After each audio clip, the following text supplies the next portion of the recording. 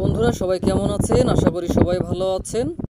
আপনারা নিশ্চয়ই অবগত আছেন এই মুহূর্তে দেশের বিভিন্ন স্থানে হালকা থেকে মাঝারি মাত্রার তাপদাহ চলছে। তবে এই সময় আমাদের একটু সাবধানতা অবলম্বন করে চলা উচিত, তাহলে আমরা এই তাপদাহ থেকে একটু সুরক্ষা পেতে পারি। চলুন জেনে নেই কী কী সতর্কতা আমরা অবলম্বন করতে পারি। অবশ্যই হালকা ঢিলেঢালা জামা কাপড় পরিধান করতে হবে, আর জামা কাপড় সাদা রঙের হলে ভালো হয়, সেটা হালকা হতে হবে, তাহলে তাপের হাত থেকে কিছুটা রক্ষা পাওয়া যাবে।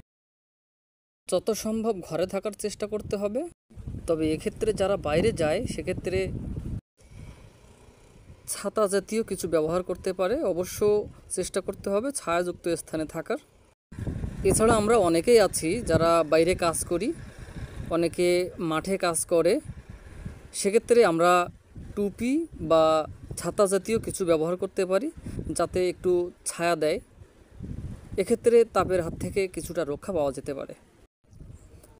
প্রচুর পরিমাণে পানি পান করতে হবে এবং তরল জাতীয় কিছু খেতে হবে। এক্ষেত্রে আমরা তরমুজ বা জুস জাতীয় কিছু খেতে পারি,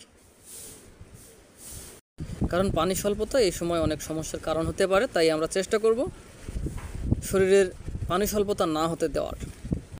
বন্ধুরা সবাই ভালো থাকবেন, সবার জন্য অনেক অনেক দোয়া রইল, দোয়া করবেন সবাই।